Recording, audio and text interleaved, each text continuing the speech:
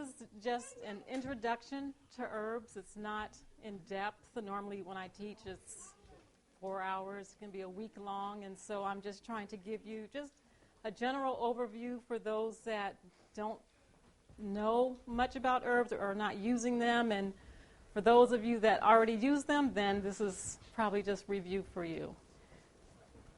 And it takes a little time to do the practical, so I'm just going to go through a few slides first, and then we'll have some participation for those that are willing, and then we'll do a little hands-on. But one of the questions we should ask ourselves is why use herbs? And one of the reasons is because it was part of and is still part of the original diet that God gave to man. And, of course, you know in Genesis 1:29 that God gave us herbs that were to be consumed. And even after sin, God said that thou shalt eat the herb of the field. And Brother Skeete yesterday mentioned that God is trying to lead us back. Counsel on Diet and Foods 380 says that God is trying to lead us back step by step to his original design that man should subsist upon the natural products of the earth. And part of that is consuming herbs. And herbs basically is food. People don't really realize. In Psalms 104:14, it says, he causeth the grass to grow for the cattle, and herb for the service of man, that he may bring forth food out of the earth. And in Romans 14:2, it says, for one believeth that he may eat all things, another who is weak eateth herbs. So herbs are for both food and medicine. And in Ezekiel 47:12, it says that herbs, that there are trees that were given for medicine, and in the margin it says for bruises and for sores. So they're both for food and for medicine. Another reason why I think that we should really get interested in herbs is because of the time in which we're living. And the Bible tells us that we're coming upon a time of trouble, which the world has never seen before. And Counsels on Health 506, it says that as religious aggression subverts the liberties of our nation, those who would stand for freedom of conscience will be placed in unfavorable positions. For their own sake, they should, while they have opportunity, become intelligent in regards to what?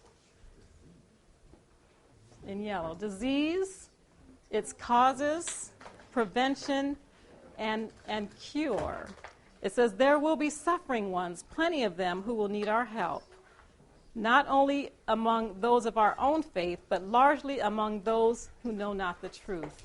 And using herbs is a means of, not only herbs, but any natural therapy is a means of us witnessing to other people.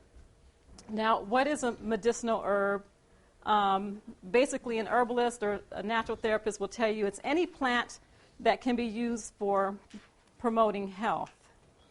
And in Selected Messages, Book 2, page 301, the servant of the Lord says, there is health in the fragrance of the pine, the cedar, and the fir. And in other places, she says, in pamphlets, page 144, she says, there are other trees that she says have medicinal properties that are health promoting, and other trees, she says, that have medicinal properties that are health restoring. So when you're using herbs, you want to use them for preventative measure and for cure. So as far as she says there's health or healing in the fragrance.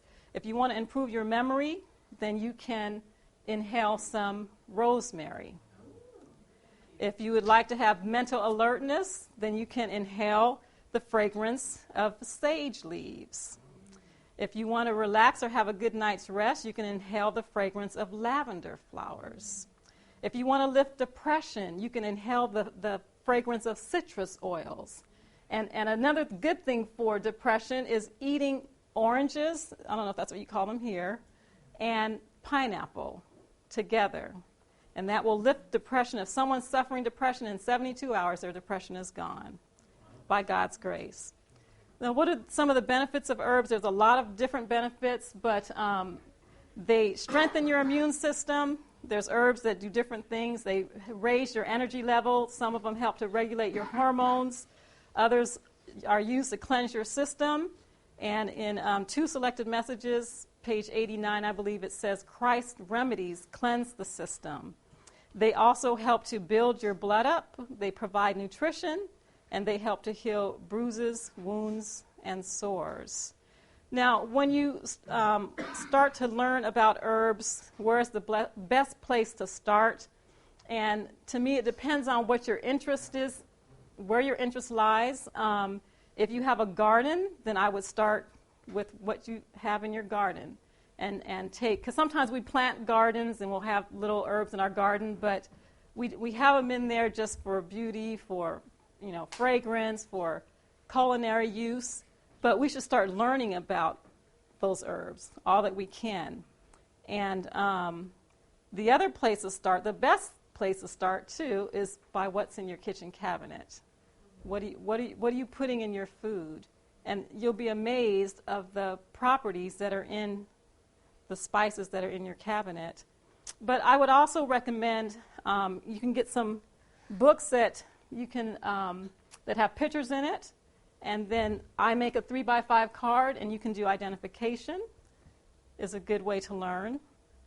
Just go for a walk, and start identifying. Of course, growing your own herbs, and then just getting out, smelling, touching, and tasting and experiencing the herbs.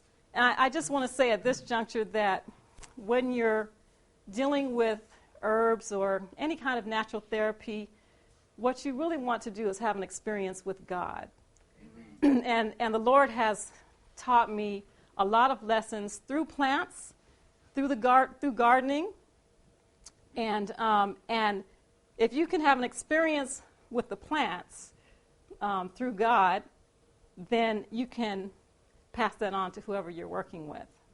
And one of the herbs that I like is called chamomile. And I don't know if any of you, you have chamomile, you've seen it here. But where we lived in Wisconsin, because the weather was so cold, our chamomile didn't get very big. It was just very small. And I remember one day going outside and walking in the driveway, and I kept smelling this wonderful fragrance. And I couldn't figure out where it was coming from, because it wasn't a time of bloom for flowers. And finally, I saw that it was under my feet. It was coming up through the gravel. And the lesson that I learned from chamomile is that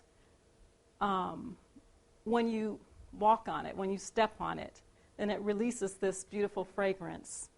And that teaches us something about Christ's character. And it teaches us something about how we should have, that same character when people step on you. What's exuding out of you? Is it anger? Is it frustration? And or are we perfuming the air?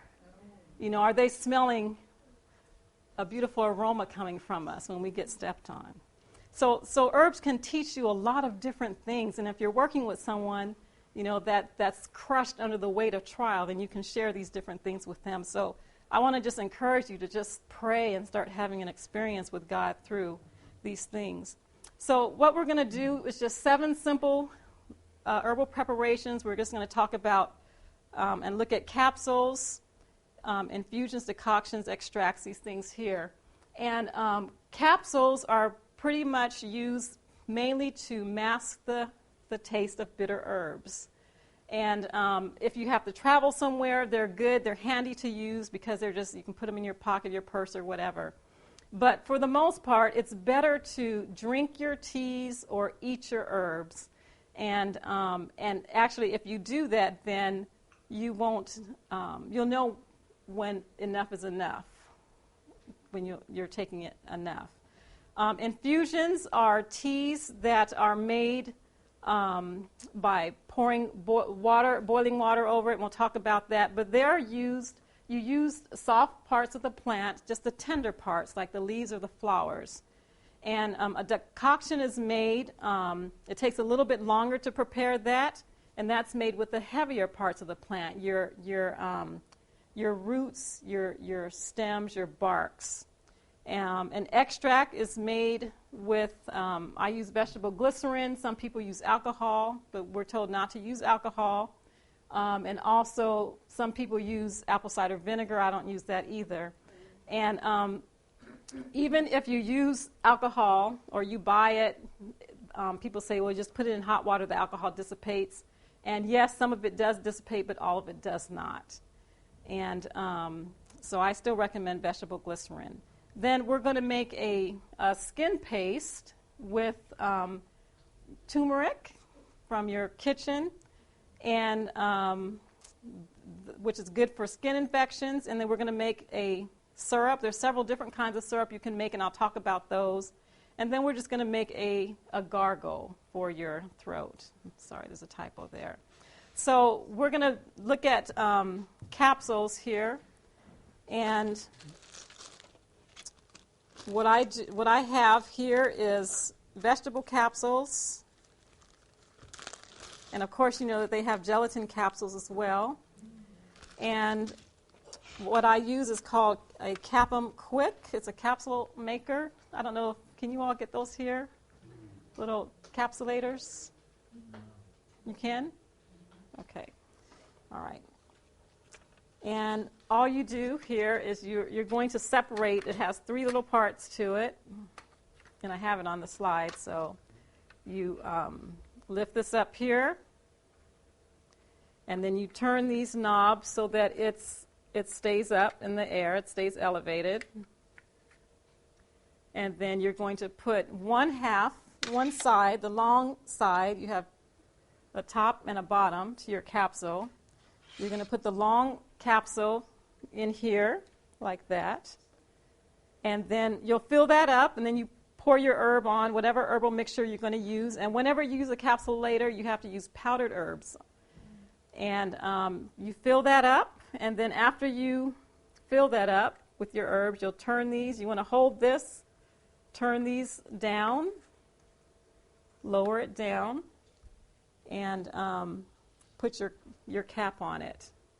Actually, before you do that, you'll tamp it down a little bit. You use this, brush your herb back and forth, tap it down in there, and then you put your cap back on there. Okay. And then we'll also make an infusion. And with the infusion, you can get, this is a soft parts of the plant, leaves and flowers, and some light stems in here. And to make an infusion, you can measure out your tea, and I don't have the measurements on the screen here, but typically it's 1 tablespoon to 1 cup of water.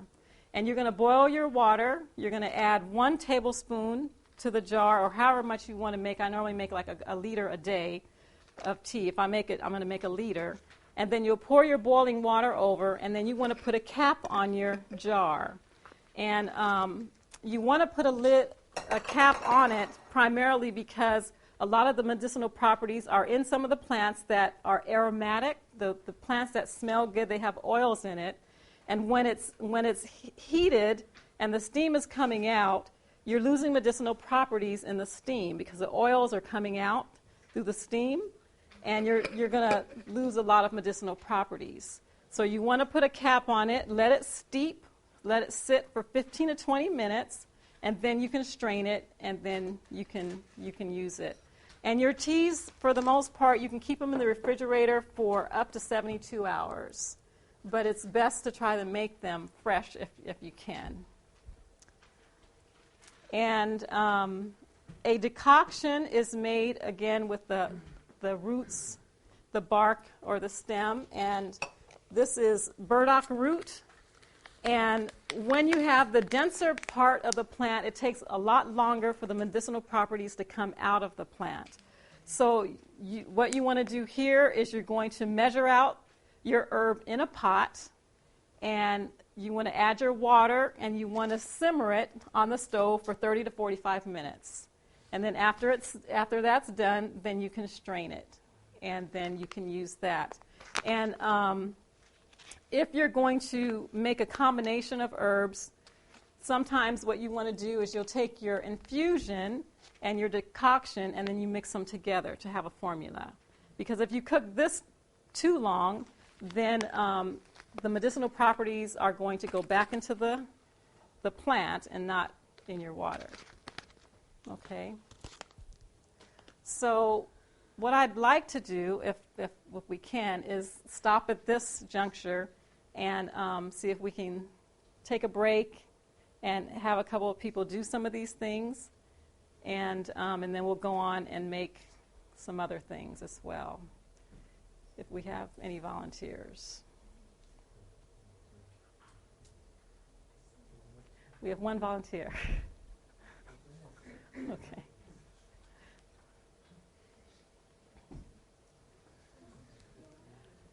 Anyone else that's...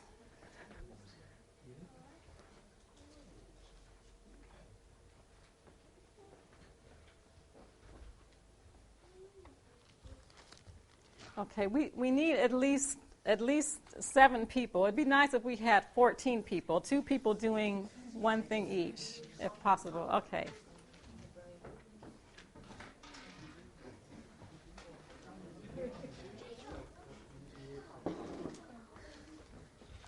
So, would you like to do the capsules, the infusion, or the decoction? I'll do the infusion. Okay. All right. They have some water boiling in the kitchen. This is very simple. It doesn't take that long. So you can just measure out just a little bit here. Okay, And you can put it in the jar and probably go in the kitchen and get some water. Okay. And, whoever does the decoction, we can just add some to... Okay. Because it's not enough room around that table. Okay. This is boiling water. It's not Can we boiling put that anymore. on this table, though? Or? I think let's put it on top of the plate. Wait.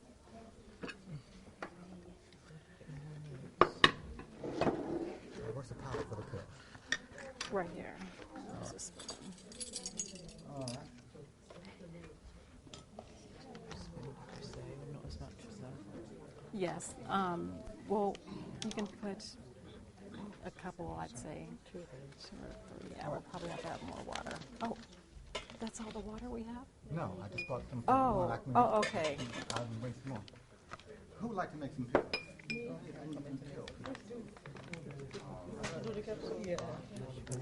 Now, there should be some water boiling. I don't know who wants to do the decoction, but there should be some water boiling in the kitchen somewhere.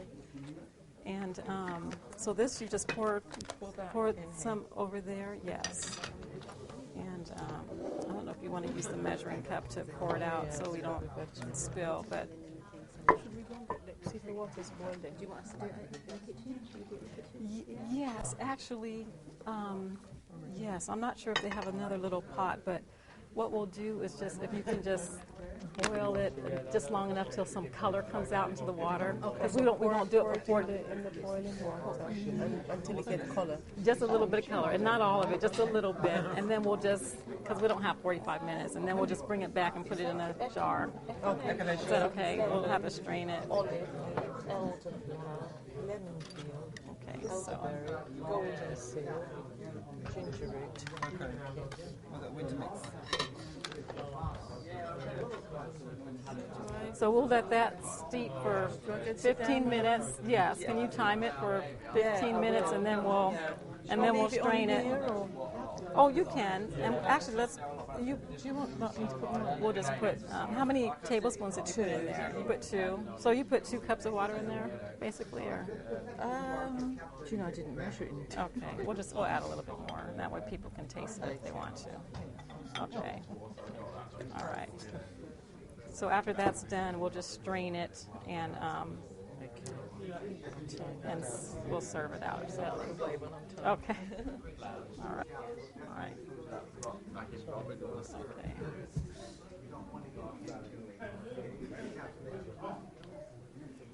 Okay.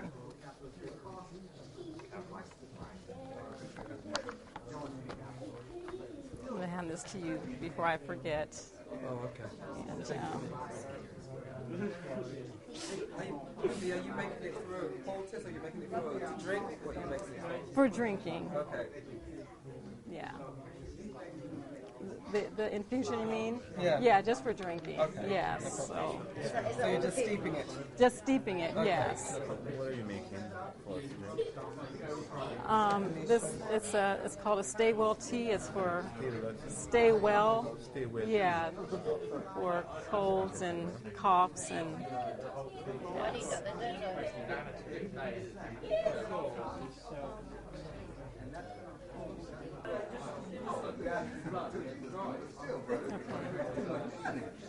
Okay.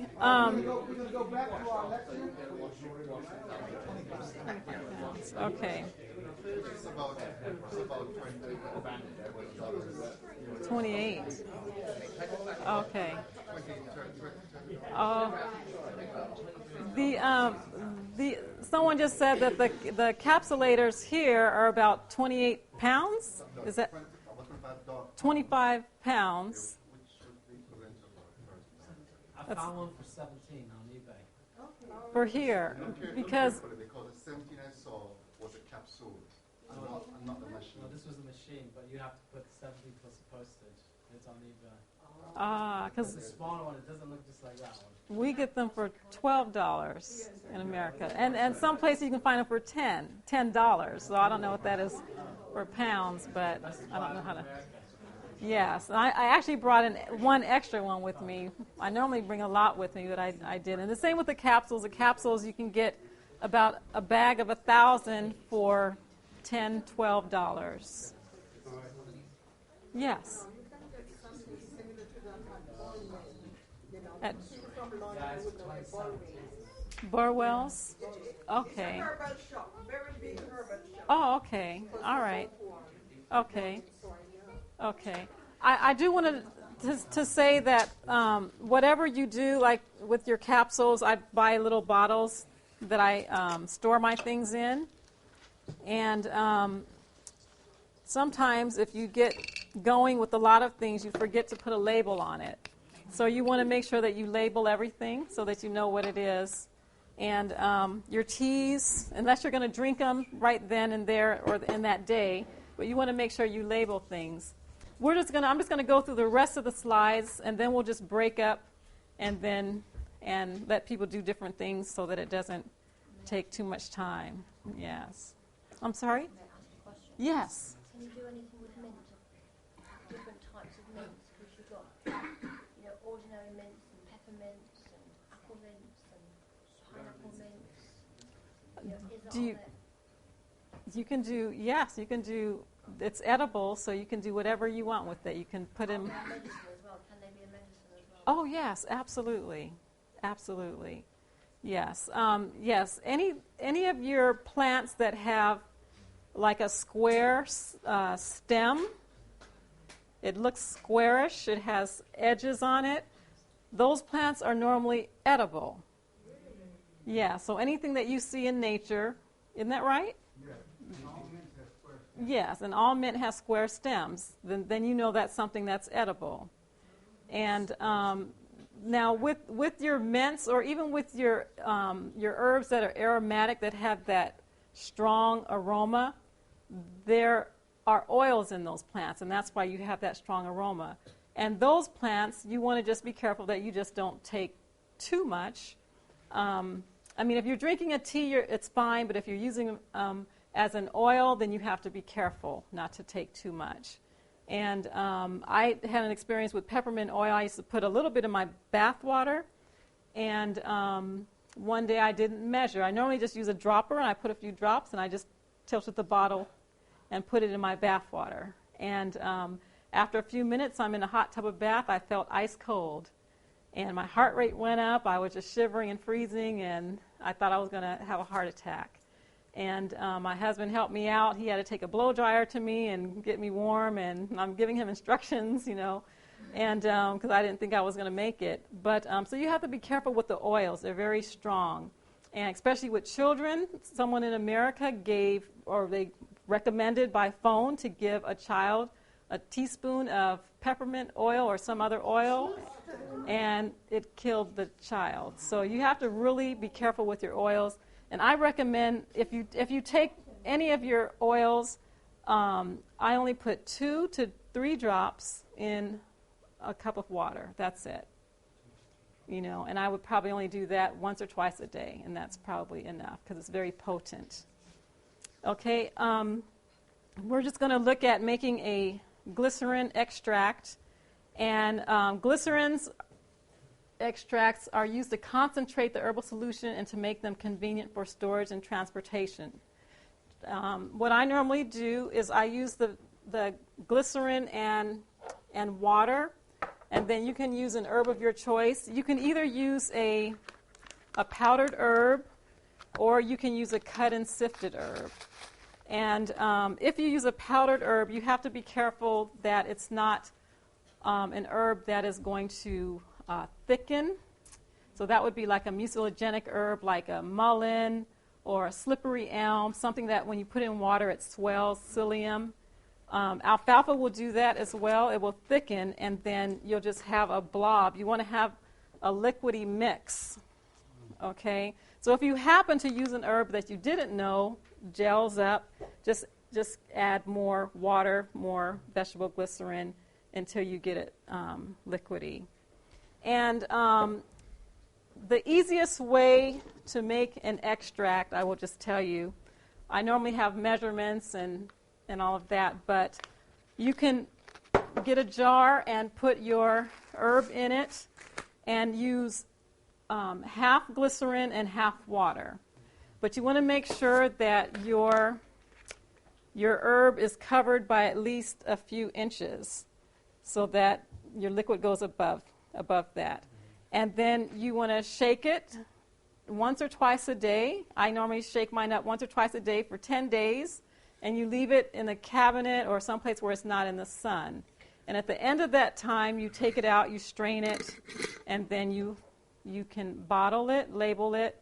And I normally store these in the refrigerator because your glycerin extracts, depending on your herb, some of them will only last for 30 days.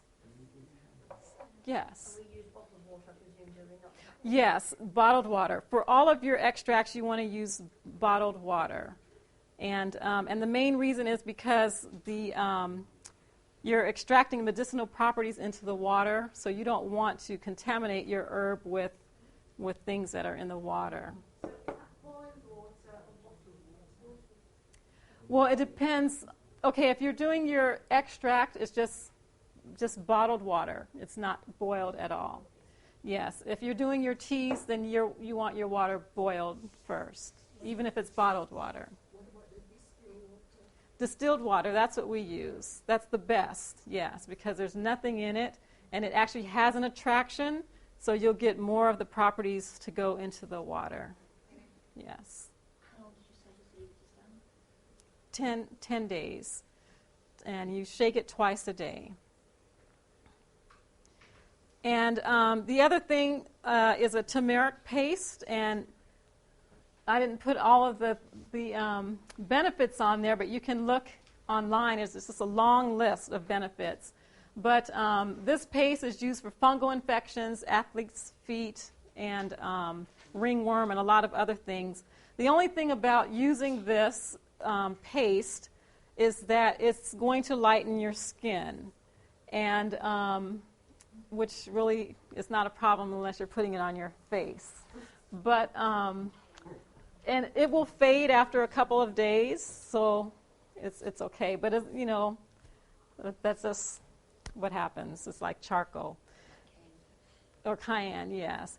Now with the turmeric paste, you're going to use a little bit of golden seal, and I have golden seal root. You want to use the powder and the turmeric powder, and you can just use what you buy to season your food with. In America, we use what's called rubbing alcohol or witch hazel extract. Golden seal is restricted in England now. You Is can get it? Up to last year at 110 pounds per pound. Is that right? Yes. Why? Why? Do you know? Or Just like they're restricting the medical, not the medical, the herbs that are really useful here. Oh. And soon, if you're caught doing many things, you'll be taken to prison. Oh, is that right? In rules. This is a rule. European rule. Oh, is that right? Yes, chaparral, and yes, those things. Okay. Okay. Oh, you do. Okay. Well, I would pray, because in America the same thing happened. Chaparral was banned, and in the West Coast there are hills that are just full of chaparral. So people would just go and pick it, and well, there was a fire, and the chaparral fields burned down, the hills, and people, of course, they believed that that was intentional, but actually the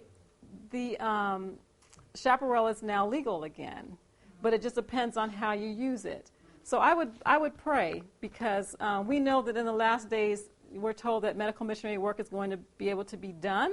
Somehow, the Lord's going to open an avenue for us, and He's going to allow us to have what we need. So I would be praying. But do you have a medium that you use? You don't use like rubbing alcohol or something that is a carrier for sore muscles, or? It's not actually alcohol. Rubbing alcohol, that's not actually alcohol, is it then? No, like what you drink, you mean? No, it's not. No. It's not alcoholic. No, it's not. It's or witch hazel. Do you have like witch hazel? Yes, we do. That's liquid. Okay, so then use witch hazel. Okay. Is that right? Okay. Witch hazel instead of rubbing alcohol. And then we'll use a little bit of tea tree oil or eucalyptus oil. And that, you'll just mix those together, the powders and the witch hazel, until you get a paste. You just want it to look like that. So you just add enough of the liquid until you get a paste. Just enough until you mix it into a paste. Yeah, just a little bit. And then you can apply that to the area that you need to. And then we'll make some syrups. Syrups are used for coughs, inflammation of the throat, and for soothing the esophagus, stomach, and intestinal tract. And there are several different syrups that you can make. The easiest is to just take a pot, and you can either cut up some onion and garlic if you want, and add that to your pot, and then pour honey over the top of it, and then just let that simmer and until the onion and the garlic have gone soft. And then your properties from the onion and garlic will have gone into your honey, and then you can just pour that into a jar, and then take that by the spoonfuls. And it depends on the herb that you use, for cough, or you can use something for the stomach lining if someone has ulcers or acid reflux. It just depends on what you're using. And just store that in your refrigerator. You can add a little bit of lemon juice to it, and if you want, you can put some other herbs in it after you've made it. But because it's in honey, it will last quite a long time. You'll have it in your refrigerator for several months. And You're supposed to cook it? yes, you heat it. Your onion and your garlic, or whatever you put in there. Onion and garlic is what I normally do. Cover it with honey, and you just simmer it on low until your onion is soft. Yes, and it will become more liquidy, and then you know that the properties have gone into the honey. You don't take the onions or anything out, you just leave it like that? You strain it. You'll strain it out and put it into a jar and just store it. Okay. Yes. Is it possible to add the honey at the later stage? Because honey and heat don't go well together. I mean, I mean excessive heat. When you heat honey, all the vitamins and all the enzymes there will break after a certain temperature. Yeah, you can have it very low where it's not boiling or bubbling. And you can use even like a crock pot Double boiler. or a double boiler. Yeah, something. You want it on very low heat I still think it's around 30, 35 temperature, maybe 40. before That Celsius, before honey starts to break that. Okay. Okay, and the other thing that you can do is you can take your honey and your garlic, put that in a pot with a little bit of water, and then let that extract out, and then add that to your honey. Okay. And the thing is that the real medicinal property is in your Onion and the your garlic, So yes. The honey is just a carrier to coat the throat. So Yes. even if you're heating it and you're destroying some of the properties of the honey, it's really your garlic and your onion that's what's giving you the beneficial effect. The honey is to coat the throat and to coat the digestive. Yes. Yes. Can I just, she had her hand up in the back and then.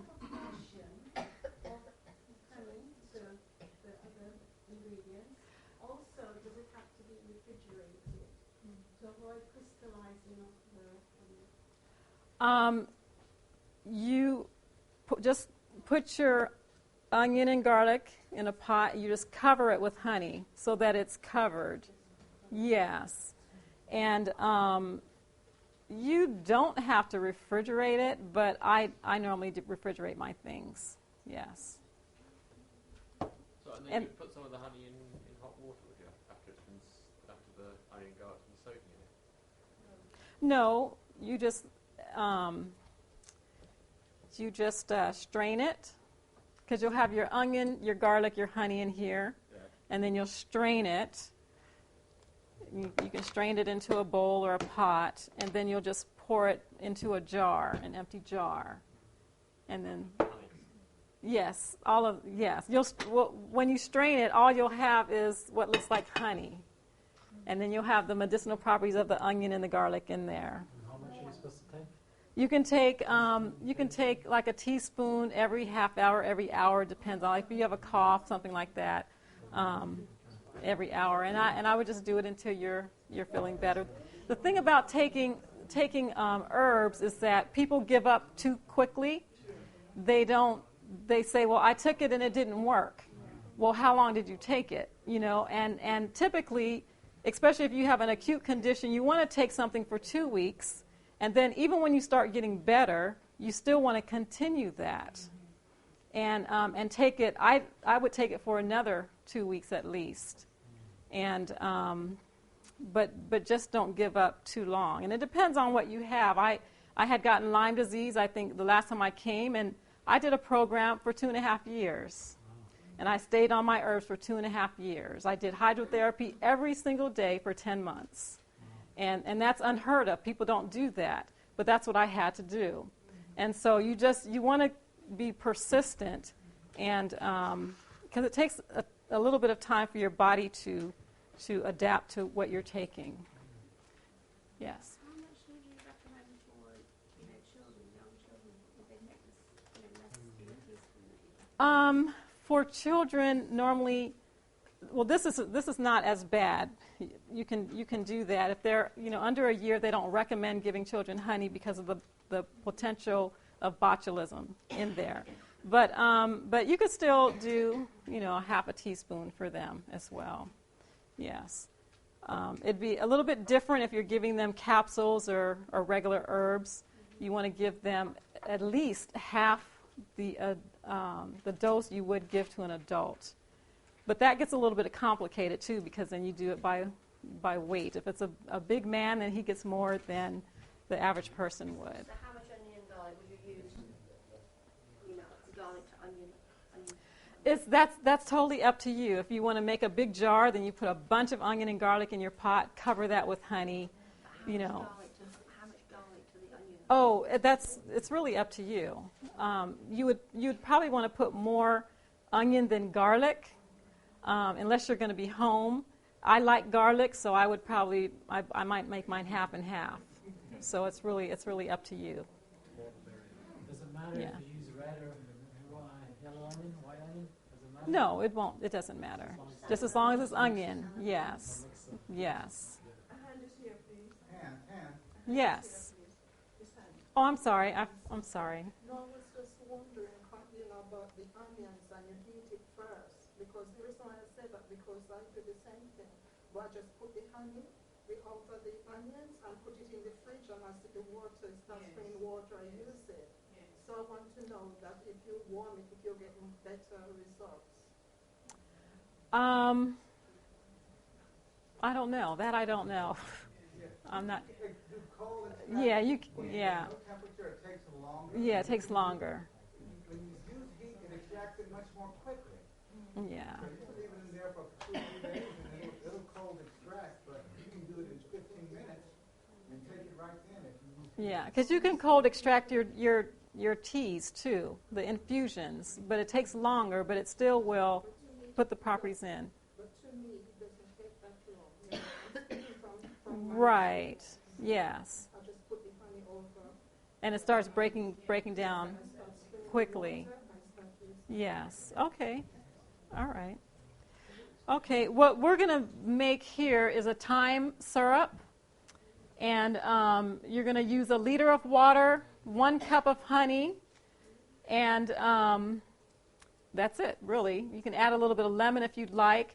So we'll steep our thyme, and you're just going to make it into an infusion with the water, and then you'll strain it and then add a cup of honey, and you can take 1 spoon every 2 hours.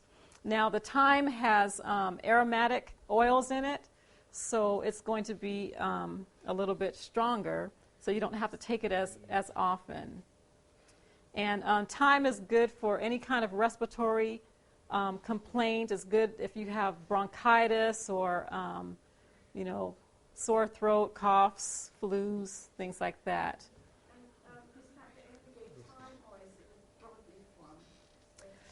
Well, I'm not sure. I brought some with me because I actually grow some in my garden, but our leaves are very tiny. So I'm not sure. I know that there's a lot of different varieties, but I think whatever you can get, whatever thyme you can get is good. And so we'll do that. And then the last thing is that we'll make a throat gargle. And that's used with a tablespoon of dried sage leaves, 1 to 2 tablespoons of salt, 1 teaspoon of golden seal root powder. So we'd have to have a substitute for that for you here. And then just a pinch of cayenne to taste. You don't have to have that in there, but cayenne also is a carrier. It helps to get it to into your system a little bit faster and better. And then a 1/2 cup of lemon juice. And so we'll make our sage tea, strain it, and then while it's warm, we'll add the rest of the ingredients. And you're just going to gargle with that. You don't want to swallow it. You just gargle and then spit it out, gargle, spit it out. And you can do that, over a few days. And actually, when I was looking this up, it said that people that use this, it works so well that they get hooked on it, instead of just using plain saltwater gargle. For those of you that are not able to copy down the recipes, we'll put them all on 1 or 2 pages and email it to Yvonne and to Asma so that you guys can have copies of the recipes. Okay. Okay. Are there any questions? We're going to just do a few preparations, and then we'll move on to our next. So why do you want to swallow that throat gargle? Well, you can swallow if you want, but the purpose is to gargle with it. Right. So you want it. You're gargling so that it's working right on your throat. No, it's not harmful. No, it's not harmful if you swallow it, but you don't want to just swallow it because then it's not on your throat long enough. You want it to be there to get into the tissue. Yes. Maybe it doesn't taste very nice. Yeah, no, probably not. Yes. My question might not directly relate to what you're doing now, but do you have any recommendations for treating acne? Acne. For an adult or a child, normally it's hormonal changes play a role in that. But I always would make sure that you're doing the laws of health. You want to be getting a lot of water in, because normally when something's coming through your skin, then the other organs of elimination are not functioning properly. And so I would check that mainly.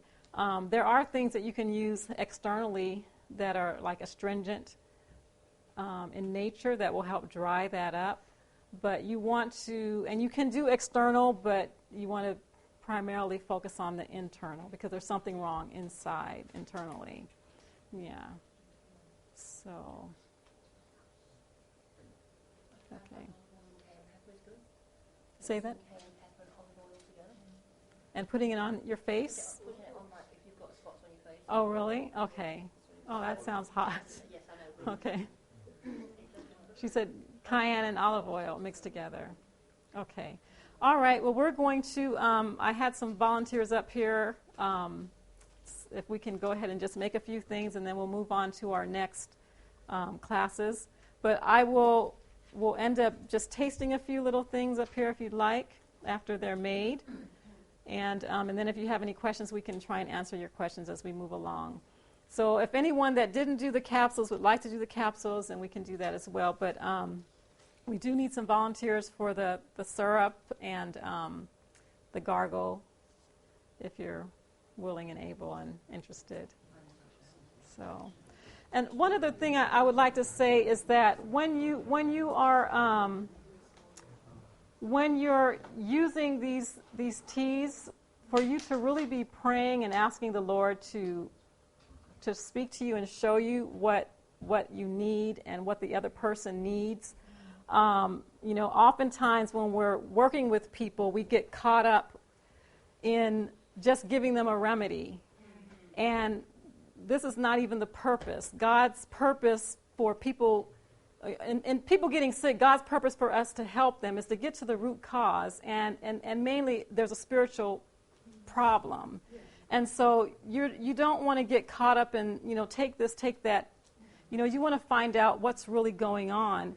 And a lot of people that we've worked with, the Lord will show you. So you have to be praying, because sometimes you want to just do this and you help them, and then you feel good like you helped them. But really, unless you're getting to the spiritual problem, we really haven't really helped them. And I was doing a consultation with a lady that had a lot of problems, and she had a lot of health problems, and she was very sick. And I was praying while I was talking to her and listening to her and going over the consultation with her. And she just wanted a remedy. She just wanted me to help fix her problem. And as I'm listening, the Lord was telling me her problem is her marriage. And so I could give her all the remedies in the world, and it may help her for a minute, but then she's going to still have all those same problems until we get to the problem. And we had to deal with her marriage, my husband and I. And now she's not married anymore, but she's healthy. And so, I just want you to keep that in mind, that whatever you're doing, that's the real purpose. And not just these remedies. Amen. So. Okay, so we're going to make stations. I'm going to have a little table back here for those that would like to try. Maybe you get 3 people to work with the capsulator. I'm sorry, somebody was asking me about the teas, and I normally, when I'm coming, I just pick up anything just for the demonstration purposes. But I have here what's called a Stay Well tea. It's actually a combination of different herbs it has echinacea, lemon balm, olive leaf, elderflowers, golden seal. So these are herbs that actually help to cleanse the system a little bit and actually soothe the throat. I brought burdock root, which is a very powerful blood cleanser. And some people don't like it. I love burdock root. And I whenever I get something going on, I always take burdock root because it works very fast, for me anyway. And the other blood cleanser is red clover that tastes well. And the rest of them are bitter. Some people think this is bitter, but it's to me it's not. So burdock is yes, you make it as a tea. And I'm sorry? Yes, this you have to do as a decoction because it's a root. And actually, it grows in Wisconsin where we were. We had what we call burdock forest. It grows and it just takes over. And, you know, something that I found, I think there's a text in the Bible that says that God provides treasures out of the earth or something. And, you know, this year we were traveling a lot and our garden didn't do so well. But before we left, we had a lot of things that God just let spring up out of our garden. And this year, I had red clover growing everywhere. And I always take that as, okay, God, what do I need this for?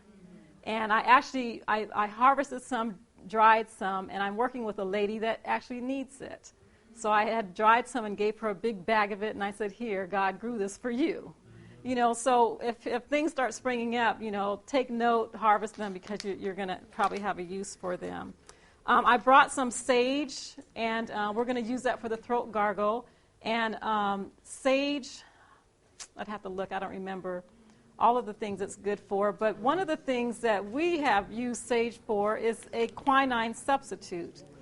And whenever we go to Africa or third world countries, we'll take black walnut with us for parasites, and then we'll take sage, and we start taking it before we leave, and so that you don't have, you know, issues with malaria. But The red sage or the normal sage? this is the normal sage, the green, yes. And then I have comfrey root powder with me as well. And comfrey, I like to use it as a poultice because it does thicken. It's a mucilagenic herb. And any of your mucilagenic herbs are always very good for the digestive tract. They coat and they soothe. So how do you use a comfrey? Because we have at home, it just keeps on spraying up. Yes, it does. It's very hard to get rid of. So the comfrey, you can take the leaves actually and just dry them. And then you can make them into a tea and drink them, or you can powder them as well and use them for poultices. So. We use comfrey cream. You can buy comfrey cream. Cream. Yeah, you can make comfrey into a cream. Yes, you can do that as well. Yes, for skin.